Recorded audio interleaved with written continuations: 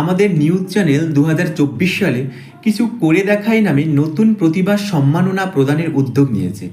এই উদ্যোগের আওতায় আমরা খুঁজে বের করছি নতুন প্রতিভাবানদের। আজকের প্রথম নতুন প্রতিভা সন্ধানে আমরা চলে এসেছি নিউ আলিপুরের বিশিষ্ট সঙ্গীত শিল্পী সহেলী চক্রবর্তীর বাড়িতে। সহেলী চক্রবর্তী একজন প্রতিভাবান সঙ্গীত শিল্পী, যিনি তার সঙ্গীত জীবনে অসাধারণ অবদান রেখেছেন। তার সঙ্গীত যাত্রার শুরু, সংগ্রাম এবং সাফল্যের কাহিনী শোনার জন্য আমরা অধীর আগ্রহে অপেক্ষা করছি। তার মুখে শুনব কিভাবে তিনি তার সঙ্গীত জীবনে প্রবেশ করেছিলেন এবং কিভাবে তিনি আজকের এই সফল অবস্থানে পৌঁছেছেন। তাহলে আসুন সহেলী চক্রবর্তীর সঙ্গীত জীবনের গল্প শুনতে আমাদের সাথে থাকুন। নমস্কার, আমি সিঞ্চিনী পোদ্দার। এই মুহূর্তে কলকাতা নিউজ টিভি 19-এর পক্ষ থেকে আমি এই মুহূর্তে রয়েছি এমন একজন সঙ্গীত শিল্পীর বাড়িতে, যার সুরের জাদুতে বহু মানুষ মেতেছে, যার গানে রীতিমতো কিন্তু গোটা কলকাতা সহ দেশের বিভিন্ন প্রান্তের বহু শ্রোতারা কিন্তু আজও অপেক্ষায় রয়েছে কবে আবার তার গলার সুর শোনা যাবে। তবে এই মুহূর্তে আমি তার বাড়িতে রয়েছি আরও একটি অন্যতম কারণ, যেহেতু কলকাতা নিউজ টিভি 19-এর পক্ষ থেকে তাকে আমরা একটি সম্মানে ভূষিত করেছি এবং ৭ম জন্মবার্ষিকী এই কলকাতা নিউজ টিভি 19-এর পক্ষ থেকে, সেই উপলক্ষে আজ আমরা তাকে সম্মানে ভূষিত করেছি। এবং সহেলী চক্রবর্তী, যিনি বিশিষ্ট একজন সঙ্গীত শিল্পী, বহুদিন গানের জগৎ থেকে সরে আসা, কিন্তু এখনও তো শ্রোতারা ব্যাকুল গলার গান শোনার জন্য। কেন? আপনাদের সকলের আশীর্বাদে, ভালোবাসায় আমি এই জায়গায় কিছু অন্তত করতে পেরেছি। জানি না কতটা করতে পেরেছি, চেষ্টা করে যাচ্ছি আপনাদের আরও ভালো ভালো গান উপহার দেওয়ার। তো চেষ্টা চলছে, চালিয়ে যাচ্ছি। প্রথমেই বলি, আমাদের চ্যানেলের পক্ষ থেকে আজকে এই সম্মানে ভূষিত, সম্মান দিতেও ভালো লাগে এবং পেয়ে কীরকম লাগছে? একদম ভীষণ ভীষণ ভালো লাগছে। তোমরা আজকে এসেছো আমার বাড়িতে এবং এত এত এত ভালোবাসা আমাকে দিয়েছো, এত সুন্দর সুন্দর আমাকে অ্যাওয়ার্ড দিয়েছো। তো ভীষণ ভালো লাগছে। এই সম্মানটা, এই ভালোবাসাটা পেতে না অনেক অনেক অনেক ভালো লাগে। আর এটা আমরা প্রত্যাশা করি এই যে সম্মান, এই ভালোবাসাটা পাওয়ার। গানের জগৎ থেকে পুরোপুরি সরে আসা, অনেকটা গ্যাপ তৈরি হয়ে যাওয়া, এবং এই সময় দাঁড়িয়ে গানের জগতে প্রচুর কম্পিটিশন, প্রচুর ট্রেন্ডিংয়ে গান উঠে আসছে। সেইখানে দাঁড়িয়ে কি মনে হচ্ছে কোথাও একটা নিজের পরিচিতি, খ্যাতি সবটা একটু কোথাওটা কমে আসছে এই ক্ষেত্রে, বা কোনো তার কি প্রভাব পড়ছে? হ্যাঁ, একটা তো ছোট্ট প্রভাব পড়েই সবসময়। এখন তো ইন্ডাস্ট্রির একদমই খুব খারাপ অবস্থা। সবার এত কম্পিটিশন বেড়ে গেছে, কী করলে কি হবে এটাই বোঝা খুব প্রবলেম হয়ে যাচ্ছে। একদম একদম একদম। তো একটা ছোট্ট ইনসিডেন্স হয়ে গেছিলো 3 বছর আগে আমার সাথে। তো একটা ভাইরাস আমার কানে অ্যাটাক করে। তো তারপর থেকে এই যে প্রচণ্ড আওয়াজ, এই আওয়াজ থেকে আমাকে দূরে থাকতে বলেছে ডক্টর, কিন্তু গান ছাড়া তো আমি থাকতে পারবো না। তো এটাই আমার প্রাণ, এটাই আমার ভালোবাসা, সাধনা। তো চালিয়ে যাচ্ছি সব কিছুই, ছোটো ছোটো রেকর্ডিংস, সিনেমায় গান, এগুলো চলছে। প্রোগ্রাম থেকে একটু বিরত আমি আছি, কিন্তু আবার চাইবো যে যাতে আরও ভালো প্রোগ্রাম করতে পারি, আবার আপনাদের কাছে পৌঁছাতে পারি।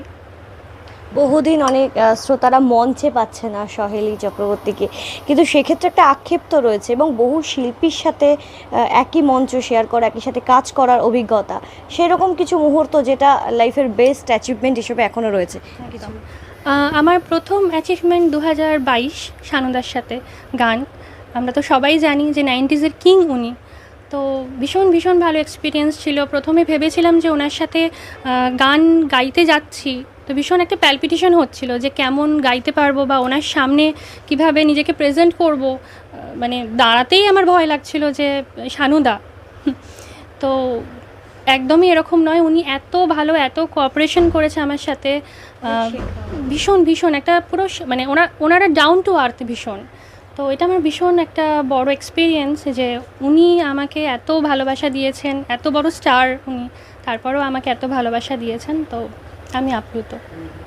অনেক ক্ষেত্রে দেখা যায় যে পরিবারগতভাবে গানের চর্চা বা গানের জগতের সাথে যুক্ত থাকা, তারপরে জেনারেশন ওয়াইজ একটা গানের দিকে আগ্রহ বাড়ে বা চর্চার ঢলটা বাড়ে।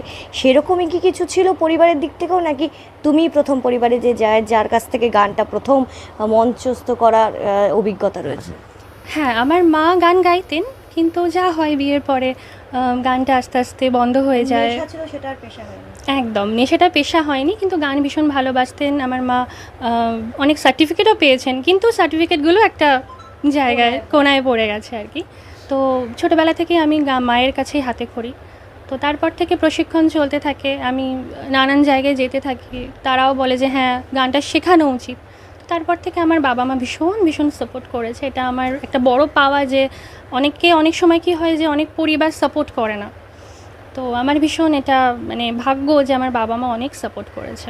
মানে বলাই যেতে পারে যে মায়ের হাত ধরেই প্রথম গানের একদম স্বরলিপিটা শেখা। একদম একদম মায়ের হাত ধরেই আমার প্রথম হাতে খড়ি। তা এখন কার কাছে গান নিয়ে চর্চা হচ্ছে বা কিভাবে কেরিয়ার নিয়ে ভাবছো? একদম মায়ের কাছে শেখার পর তো নানান মানে টিচারের কাছে শিখেছি। আমি বাণীচক্র থেকে ক্লাসিক্যালের 4th ইয়ার কমপ্লিট করেছি, রবীন্দ্রসঙ্গীতও 5th ইয়ার কমপ্লিট করেছি, আধুনিক গানেও কমপ্লিট করেছি। তো আমারও সার্টিফিকেটগুলোই আছে, বাট ওই এখনে পড়ে। এখন তো মানে ভিজুয়াল যুগ, তো সবসময় আমরা দেখতে পছন্দ করি সব কিছু, তো সেটার জন্য চেষ্টা করছি এখন ভিজুয়াল সব কিছু করার। আর সেক্ষেত্রে এখন কি কোনো নতুন কোনো প্রজেক্টের কাজ চলছে বা পুজো উপলক্ষে কি কোনো নতুন কিছু আসছে চমক? একদম একদম পুজো উপলক্ষে প্রত্যেকবারই আমি একটা গান করি, তো দর্শকদের উপহার দিই। তো এবারেও চেষ্টা করছি ভালো কোনো একটা গান করার, তো চলছে। বড় কোনো প্রোডাকশনের সাথে কাজ চলছে? বড় কোনো প্রোডাকশন এটা বলতে পারবো না, কিন্তু চেষ্টা করছি একটা ভালো একটা প্রজেক্ট করার। এখনও অবধি এই গানের জগতের কেরিয়ারে প্রতিষ্ঠিত হওয়ার ক্ষেত্রে কোনো এমন অভিজ্ঞতা, যেই অভিজ্ঞতাগুলোর কথা আজও মনে পড়লে শিউরে উঠতে হয়, খুব খারাপ, যাদের কাছ থেকে খারাপ কিছু হলেও শেখা গেছে, আবার এমনও অভিজ্ঞতা লাইফে এসেছে যাদের কাছ থেকে এসে জীবনে অনেক কিছু ভালো কিছু শেখা গেছে, এরকম কিছু অভিজ্ঞতার কথা আমাদের দর্শকদের শেয়ার? একদম একদম আমরা তো জানি ইন্ডাস্ট্রি মানে কি, তো এরকম অনেক অনেক জায়গায় যেগুলো আমার খুব খারাপ লেগেছে যে ওনারা এরকম প্রস্তাব দিতে পারেন, তো আমি সবসময় অ্যাভয়েড করে গেছি। চেষ্টা করেছি যে না, আমি আমার ভালোটা দেবো সবসময়। সৎভাবে কোনো কিছু করলে অবশ্যই অ্যাচিভমেন্ট হয়, এটা আমি বলবো, এটা আমার এক্সপিরিয়েন্স।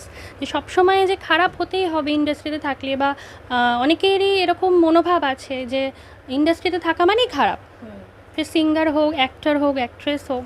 তো এটা একদমই আমি বলবো না, কারণ আমার এক্সপিরিয়েন্স অনুযায়ী সৎভাবে করলে এবং সেটার পেছনে মানে অধ্যাবসায় থাকলে, সেটার পেছনে তুমি যদি নিজের সবটা দিয়ে দাও না, তাহলে অবশ্যই কখনো কখনো তুমি অ্যাচিভমেন্ট করবেই। সেক্ষেত্রে অনেক সময় তো এখনও অবধি আমাদের সমাজে যতই উন্নতি হোক না কেন, কিন্তু তোমার খোলা হাওয়া লাগিয়ে পালে, তোমার খোলা হাওয়া টুকরো করে কাছে আমি ডুবতে রাজি আছি, আমি ডুবতে রাজি আছি তোমার খোলা হাওয়ায় লাগিয়ে পালে, তোমার খোলা হাওয়ায়। সারদার সাথে তো আমার একটা ডুয়েট আছে, তো ওটাই আমি একটু ছোট্ট করে जब ये दिल कुछ मांगा है तो ही तो दिल में समाई है, जब ये दिल कुछ मांगा है तो ही तो दिल